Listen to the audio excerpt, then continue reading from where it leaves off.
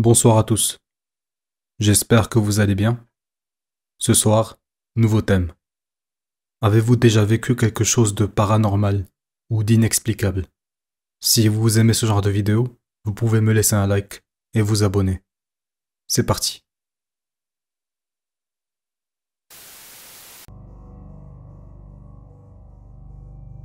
Cette histoire est arrivée à ma cousine. Elle se souvient d'avoir été toute seule à la maison, alors que ma tante, mon oncle et 2 cousins étaient tous sortis, et ne devaient pas rentrer avant plusieurs heures. Alors que ma cousine était dans sa chambre à l'étage, elle a entendu un bruit familier. C'était quelqu'un qui déverrouillait et ouvrait la porte d'entrée, au rez-de-chaussée. Elle a entendu sa mère l'appeler et commençait à monter les escaliers. La voix de sa mère devenait de plus en plus intense à mesure qu'elle se rapprochait du palier, et elle a dit quelque chose du genre « Où es-tu » Ma cousine s'est soudainement sentie extrêmement mal à l'aise. Elle m'a raconté qu'elle avait été déboussolée par l'effet soudain de la peur et de la confusion. Elle se souvient que la voix était plate et dépourvue d'émotion. C'était bien la voix de sa mère, mais sans sa douceur habituelle. Elle a eu l'impression que ce n'était pas naturel, qu'il y avait quelque chose qui ne collait pas. Puis, à sa grande surprise, sa mère lui a envoyé un texto pour lui dire qu'il serait en retard, qu'elle devrait aller chez nos grands-parents en bas de la colline et qu'elle viendrait la chercher quand ils seront en route. Ma cousine s'est glissée hors de sa chambre et a vérifié les autres chambres à l'étage. Elle n'a trouvé personne. Elle est ensuite descendue et a constaté que la porte d'entrée était toujours verrouillée. Ma cousine s'est alors rendue chez nos grands-parents, chez qui je logeais à l'époque, et elle leur a raconté ce qui s'était passé. Elle était blanche comme neige, et elle n'arrêtait pas de trembler. Plus tard, elle a raconté ce qui s'était passé à ses parents lorsqu'ils sont venus la chercher, ce qui a donné lieu à des révélations encore plus effrayantes. Apparemment, ma cousine la plus âgée, dont la chambre se trouvait en bas, à côté de la porte d'entrée, entendait souvent des bruits sourds dans les escaliers, comme si quelqu'un les descendait à toute vitesse, avant de s'arrêter brusquement en bas. Seulement, durant ces moments, il n'y avait personne à la maison. Le plus jeune de mes cousins voyait souvent une silhouette qu'il pensait être sa mère. Cette silhouette restait debout dans le noir, à le surveiller. Il a même dit que sa mère lui disait bonne nuit, mais que sa voix était différente, froide et dépourvue d'émotion. Sa mère a nié avoir jamais agi de la sorte. Des choses vraiment effrayantes.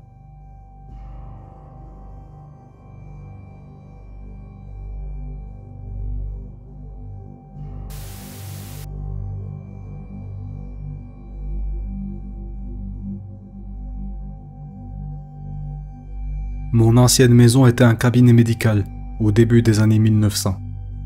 2 membres de ma famille sont morts dans cette maison, et il y a probablement un tas d'histoires effrayantes qu'ils ont vécues au fil des années et dont je ne sais rien du tout.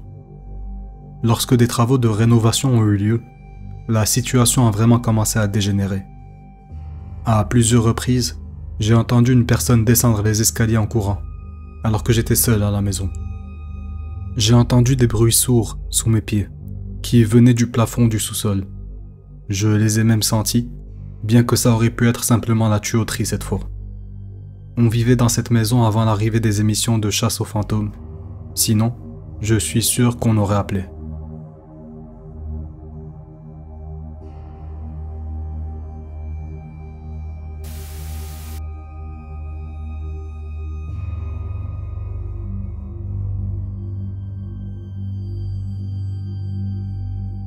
Dans ma première maison, il y avait une ligne de vue dégagée, qui allait du salon, en passant par la cuisine, la buanderie, jusqu'à la porte arrière, qui menait au garage. Toutes ces portes restaient ouvertes, et la seule porte visible était la dernière, celle qui mène au garage. Une nuit, je me suis levé, et je suis allé vérifier que l'alarme était bien activée. Lorsque je suis entré dans la cuisine, j'ai remarqué que la poignée de la porte du garage était illuminée. Alors que je me tenais là, essayant de comprendre d'où venait la lumière, la poignée de la porte a flotté vers moi, jusqu'au milieu de la cuisine. C'est alors que j'ai réalisé. Ce n'était pas une poignée de porte, mais quelque chose qui ressemblait à une très grosse bulle argentée. La bulle a plané au milieu de la cuisine pendant 10 secondes. Puis, elle a dérivé jusqu'au plafond de la cuisine. Il s'est passé pas mal de choses étranges dans cette maison, mais cette histoire est celle qui m'a vraiment effrayé.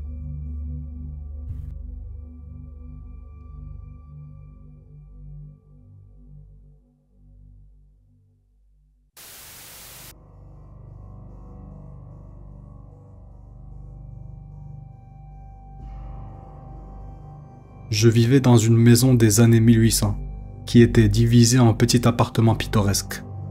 À l'exception de cette expérience, il ne m'est jamais rien arrivé de bizarre, d'effrayant ou d'inexplicable. Je dormais généralement avec la porte de ma chambre entr'ouverte. Une nuit, j'étais allongé dans mon lit avec mon chat, et la porte a bougé d'elle-même en grinçant. Pendant la fraction de seconde qui a suivi, j'ai pensé « Ok, c'est un peu bizarre », tout en essayant de ne pas y penser.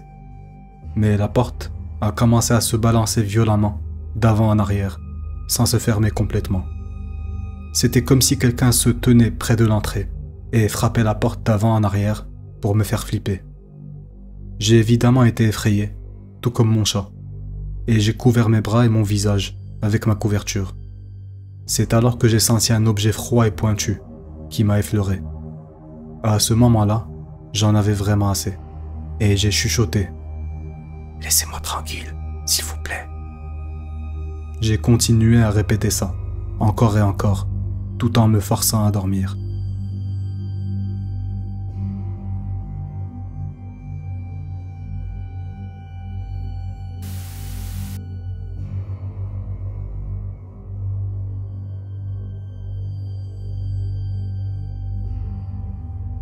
Mon oncle est mort.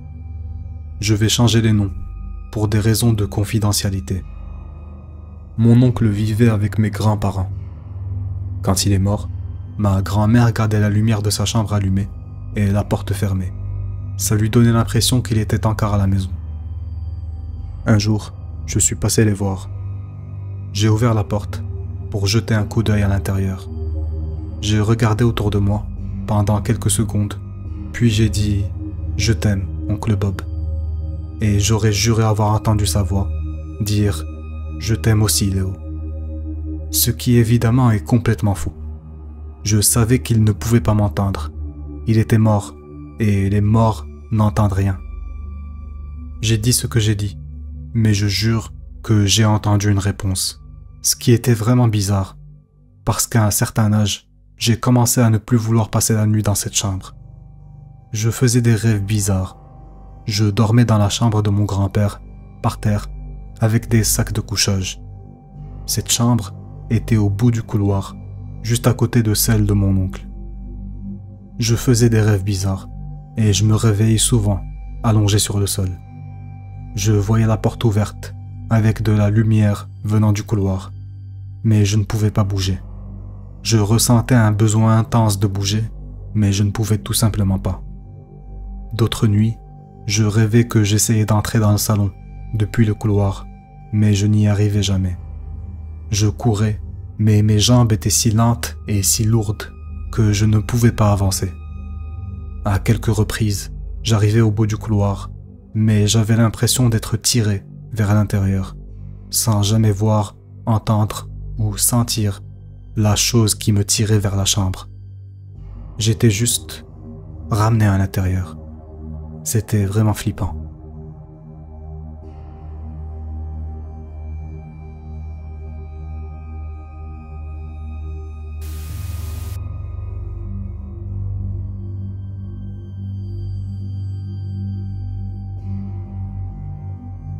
Il y a quelques années, je travaillais dans un magasin. Il restait 2 heures avant l'ouverture et j'étais en train de ranger les étagères. L'ambiance était calme et seulement la moitié des lumières du magasin étaient allumées à ce moment-là. Je m'étais accroupi pour organiser l'étagère du bas et tout à coup, je vois des jambes s'approcher de moi. On aurait dit une vieille femme vêtue d'une robe et de bas en coton. Elle avait l'air d'un client normal, mais comment ça se fait? Le magasin était toujours fermé. Je me redresse, confus, mais je ne vois personne. J'en parle à ma collègue, et elle me répond que tout le monde a vu ou a entendu des choses bizarres dans ce magasin, et que personne n'en parle, parce que ça fait peur à certaines personnes. Plus tard, j'en ai parlé à ma mère, qui m'a raconté d'autres histoires. Il y avait un autre magasin à l'époque, avant l'ouverture de celui-ci, et ma mère y travaillait, il y a plusieurs dizaines d'années. L'une de ses collègues, une femme âgée, est morte pendant son service, et n'est jamais rentrée chez elle. Ils l'ont vue se promener dans les allées du magasin, après sa mort. Elle entrait régulièrement dans l'arrière-boutique, et ce, jusqu'à ce que l'endroit ne soit fermé. Peu après avoir appris cette information, je la partage avec un autre collègue. Cette fois-ci, 30 minutes après la fermeture du magasin, on n'était plus que 2 dans le bâtiment. On se trouvait à l'arrière-boutique, dans un espace très ouvert, où il n'y a rien au-dessus de nous, et d'où rien ne peut nous tomber dessus. Je lui ai raconté ce que ma mère m'avait dit, et il en a été un peu effrayé, quand soudain, une boîte de maïs vole à travers la pièce. Elle est passée entre nous, et a atterri sous l'un des transpalettes. On a tous les deux poussé un cri, et on s'est enfui jusqu'au bureau. On s'y est enfermé, et on a checké les caméras de surveillance. Rien. On a rembobiné l'enregistrement pour voir qui avait jeté la boîte, mais la caméra ne l'a pas capté. Dans l'enregistrement, la boîte sort de l'obscurité, mais il n'y a pas de mouvement ni rien d'anormal dans l'arrière-boutique. Les détecteurs de mouvement n'ont rien trouvé non plus. Il n'y avait tout simplement rien. Ça reste mon événement surnaturel le plus évident et le plus direct. 6 mois après cet événement, le magasin a fermé ses portes. Mais ça n'avait probablement rien à voir avec le fantôme.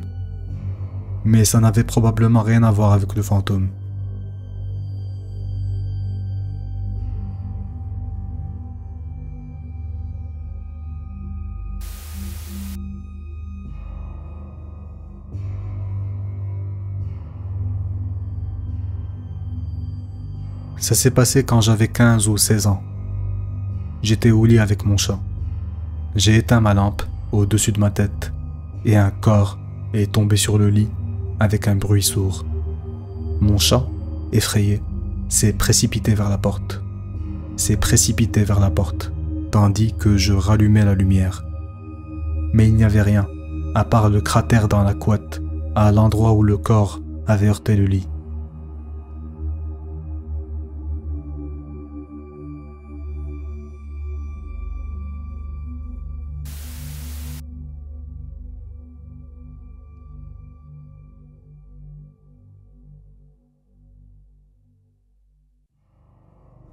Ma vue n'est pas très bonne. Je ne peux pas voir très loin devant moi, sans mes lunettes ou contacts. Il y a une dizaine d'années, j'ai séjourné dans une auberge à Taïwan, avec 2 amis. La chambre avait 4 lits, avec 2 lits superposés à chaque extrémité. J'avais pris le lit du bas, et mon ami était de l'autre côté, sur l'autre lit du bas. Je me suis réveillé vers 5 heures du matin, et j'ai vu une tête qui m'observait depuis la couchette supérieure, mais je n'y ai pas prêté attention. J'ai supposé que mon autre ami dormait au-dessus de moi. Ce n'est qu'à 7 heures du matin, lorsqu'on s'est levés tous les 3, que j'ai vu mon ami descendre. Non pas du lit au-dessus du mien, mais de celui qui se trouvait de l'autre côté de la pièce. Je lui ai demandé s'il avait dormi là toute la nuit, et il m'a assuré que oui. En d'autres termes, cette chose que j'ai vue à 5 heures du matin n'était pas mon ami. En plus de ça, ce même ami a affirmé avoir fait un cauchemar très troublant cette nuit-là. Dans son rêve, il s'est réveillé dans notre chambre et a vu la porte s'ouvrir et une sorte d'entité vampirique entrer dans la pièce. Quoi qu'il en soit, comme je l'ai dit, je suis myope. Ce qui, dans ce cas, a peut-être été une bénédiction déguisée.